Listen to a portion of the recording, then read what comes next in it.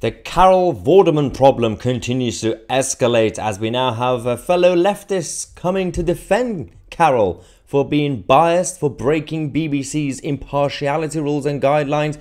Apparently she's done nothing wrong. Imagine instead of Carol Vorderman, who's been criticised recently well, not just recently, for the past few years, going around expressing her opinions, fine, but she is linked to the BBC. She has a show on the BBC, and according to the BBC, you're not allowed to have your own political opinions, to be divisive. And that's where Gary Lineker got into trouble. But Gary Lineker was a big brand, so he managed to defeat the BBC, which was, again, created more problems for the BBC establishment. So it's actually the fault of the BBC bosses for not being clear about these rules. But we now have Narinder, who talked about her quite a lot in this channel. She's another one. In the words of Donald Trump, she's another beauty, who's going around defending Carol Vorderman, saying she's done nothing wrong because she agrees with the opinions and the views of Carol Vorderman. She's anti what this government is doing in terms of how vile they've been. She's calling people out with evidence. So, and the other thing is, she's not actually an employee. She doesn't have evidence what she says. Well, but she is calling out she is calling out so many bad things that this government is doing that I applaud her. We need more people like her. Okay. We need more people like her. What evidence? She's literally creating conspiracy theories about Brexit, about Russia, about like everything that you can think of, about Boris Johnson, and evidence. She's got so much evidence, guys. Absolutely, a lot of evidence.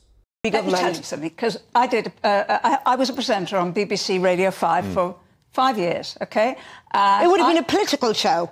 And I was warned, particularly at election times, do not be political. Your job is... But she hasn't been political. We saw it. She wasn't political. There's a word called impartial. And she is impartial on her show. You have to be impartial. And Dan, she is impartial on her show. Oh, it's about consistency. That's the whole issue. So you could agree or disagree with BBC's rules, BBC's own guidelines. You could say they shouldn't exist, or they should exist because it's the BBC, it's publicly funded. You know, we believe public institutions should be impartial, right? Now that they exist, the problem is inconsistency. So they allow Gary Lineker to get away with it because it's Gary Lineker.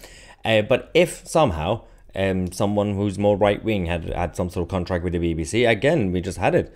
A perfect example just now.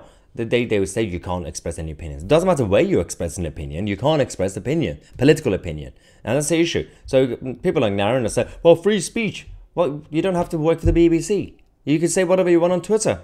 Do that. You cannot pretend to be impartial on that sofa and impartial on this sofa. Right, it's called free speech. Like that it's in real life. Called free speech, Edwina. It's called free speech.